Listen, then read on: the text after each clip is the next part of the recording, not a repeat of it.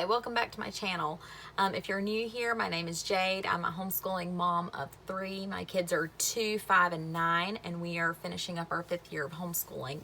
And also, prior to homeschooling, I taught in public school for 5 years. And I've started this channel to help out people that are new to homeschooling, or encourage people that have been doing it for a while as well. The thing that I wanted to talk about today is bare minimum homeschooling. Just doing the essentials, kind of a stripped down version of homeschooling. I think that it's really easy when you are new to homeschooling and you're searching in homeschool groups, or reading books, reading blogs, watching YouTube videos from other homeschool moms. It's really easy to want to do all the things, and sometimes that's fine and that's realistic, and you may be a person that operates well, doing a big variety of things, and if you are, then that's great, and do those things if that's what makes you happy. However, I know that sometimes there are people that are in seasons where they do want to homeschool, or feel the need that they have to for whatever reason, but they're in a season of life where things are more difficult and they can't devote but so much time to a homeschool day. And it may be that you have had medical issues. Maybe there's been, a death in the family, or someone's been sick. It could be that you've got a newborn baby, or a very rambunctious toddler, or a rough pregnancy. I'm just trying to think of, there lots of different things that would affect you, maybe feeling like, oh my gosh, I cannot do all of this. I have to simplify.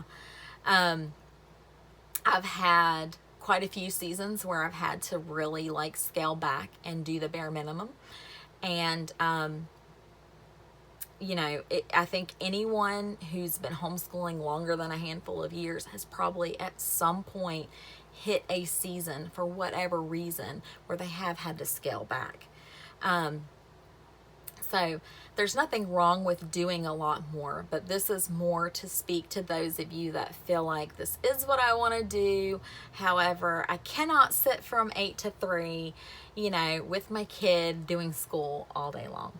Because sometimes that's just not realistic. I mean, it's just not.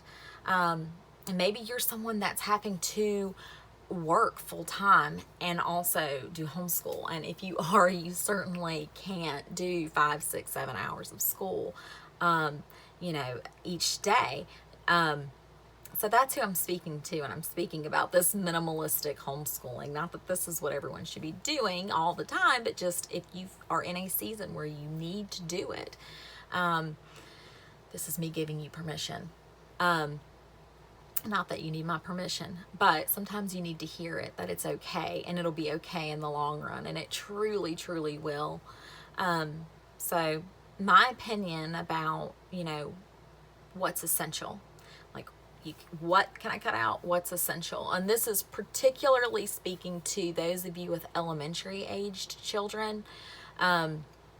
I realize that as children are older, and if you have a high school student, this is going to be different. And I have not had to teach a high schooler, so I can't speak to that. But particularly for elementary school, the essentials are reading, writing, and math. All the other things you can let go of, and sometimes you need to let go of them. It doesn't mean let go of it forever, but you might need to let go of it for a school year and to just focus on reading, writing, and math. I think that if you're in a season where, you're feeling overwhelmed, or you feel like you don't have but so much to give, an open and go curriculum can be very beneficial. I know some people love open and go type curriculums, and some people, it's not their style and it doesn't work for them. So obviously if you feel like it does not work for you or your family, then disregard this part. But this is the first year that we've really truly had kind of open and go curriculum. And if you've watched my other videos, you know that we switched to the good and the beautiful this past year. And there's many awesome curriculums out there. So I'm not saying that's like the one that everyone should do. But it has worked nicely for us, and it is pretty easy to open and go. And it's a very thorough, I feel like it's a very thorough curriculum, and it's done in a pretty fun way. The language arts is nice too, because it does include like some artwork and geography and poetry. So if you're paring down your schedule a lot and you're only doing language arts and math, then it might be one you want to look at, because then they're getting like a touch of it without it feeling like a crazy overwhelming type of like, let me do these 8 subjects daily. You don't need to do that. And some of the lessons can be a little longer, but they also can be split up. For us, it just kind of depends on our day. Sometimes we do the full lesson. There's been some days where they're a little bit shorter lessons, and we might even double up and do 2 lessons in a day. And then if it's a really long lesson, I've split it into 2 days, and it's fine. It still feels like plenty. So that is an open and go option if you're looking for, what can I do that's like gonna be easy for me to follow. It has even tells you like what to say. Of course, you can reword it if you want, but you don't have to. You can literally read the little script that's on the right there in the student book. So it's just open it up and go. So it is one that I recommend, but obviously you would need to look into it more. You can watch my video that's the Good and the Beautiful review, and I kind of do a flip through of some of the pages. So that's a good place to look if you're thinking about what curriculum to choose, to see if you think it's something that would work for your family or not. But that's an option, and there's a lot of other open and go kind of curriculums out there. And if that's not your style, then that's fine. You can, have your child read to you and you read to them, and they get a lot from that. And as far as handwriting goes, there's lots of great handwriting books out there. We have used Handwriting Without Tears before. I didn't buy all the extra things, just literally the workbook. And they're nice. I like those pretty well. This past year we switched to the Good and the Beautiful handwriting, which I like that one also. So those are 2 that are pretty good. And then if you want even simpler than that, all you have to do is copy work, or you let them free write in a journal, and that gives good handwriting practice. And for copy work, if you haven't heard that term before, it's literally what it sounds like, just copying. You can depending on the age and the ability of your child, you might start with having them just copy a word, or if you've got a kindergartner, copying just letters and forming them correctly. And then, as they get older, and as they're able to, then have them copy a sentence or a paragraph, just depending on the ability and age of your child and their level where they're at. But having them literally just look at it and copy it can give good handwriting practice. And then as far as math, there's tons of math curriculums out there. We've used the Good and the Beautiful, which is in that same video I just mentioned a minute ago. But those are the 3 essentials: reading, writing, and math.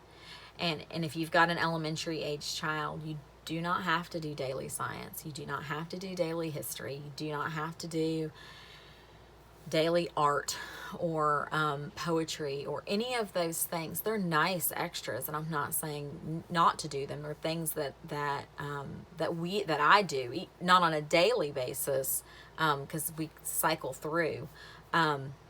Like for the science and history and things like that, we don't do them daily. We do them maybe once or twice a week. But I didn't always. I've been through periods where like when I was pregnant with my daughter and sick so much during that pregnancy, I had to scale back.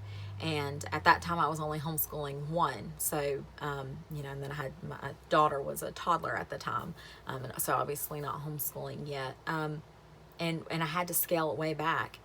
And I felt sometimes like I wasn't doing enough. But when I look back at it now, I realize there was growth being made even throughout that, time of doing kind of the bare minimum as far as homeschooling goes. So I hope that helps someone and encourages someone. I want to share, before I end, I want to share a few books that I think are helpful if you are in a season of, where you feel like you can't do as much as maybe you would like to. Because sometimes that's just the case because it's real life, So I'm just going to share a few with you. The first one is Desperate by Sally Mae and Sarah Clarkson. I read this one not too long ago. And it says, hope for the mom who needs to breathe. So if you feel like that's you, I do recommend this one. It's a good one. And the way it's written, the format that it's written in, for those of you that don't know, Sally Clarkson she homeschooled and has 4 adult children now. She homeschooled them, and she has a podcast, At Home with Sally, which I really like. And Sarah Mae has young children, or at the time this was written, this says it was 2012, so 8 years ago. At the time that it was written, she had young children and found herself feeling desperate sometimes. And so the format of it is that there will be their letters back and forth between the two of them, and sort of Sally encouraging and giving advice to a young mom. And I found that helpful to read, someone's perspective that's been through it. So that's definitely one that I recommend. It is a little bit longer than the other two I'm going to share. So if you're limited on time, you might want to go with the last 2 options. The other one is the Unhurried Homeschooler by Dorinda Wilson. And it's very short, which is nice if you are, in a season where you don't have the time maybe to get through a longer book. And it says that she's been homeschooling 20 years for 8 of her children. So she definitely has a lot of insight to homeschooling. And she talks kind of about if you're in a season where you're not able to do all of the things that you may want to do. And that's a good one. And this last one is my very favorite of the 3. So if you could only read one, this would be one I'd recommend. And if you've looked for like homeschooling books for mom, or started searching and looked in homeschool groups and things like that, I'm sure this is one you've come across because I see it all the time recommended, and it's for good reason. And it's Teaching from Rest by Sarah Mackenzie.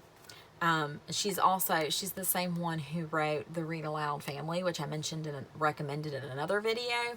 I love both of her books. This is one that I've read twice, and I feel like I could read it at the beginning of every single school year, or maybe in the slump of the middle of the school year, like the February slump, to remind myself, because as I'm sitting here trying to encourage you, these are things that I have to remind myself of too, because we all need the reminder sometimes that we are enough and we're doing enough.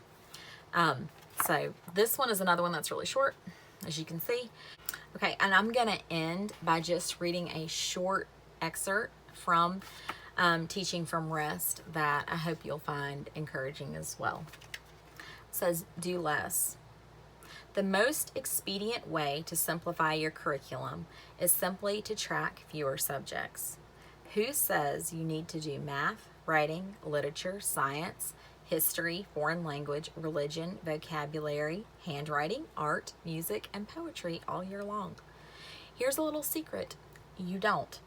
And chances are, if you are trying to do all of those subjects, you very likely aren't doing a very good job at many of them. So that kind of gives you an idea of, some of what would be in this book. But I hope that encourages you and helps you today. If you like this video, give it a thumbs up. And if you enjoyed it, please subscribe so you'll see as I put out more information that hopefully will be helpful, and also more vlogs to show you sort of a day in the life type thing, because I think that can be helpful too. Talk to you later. Bye.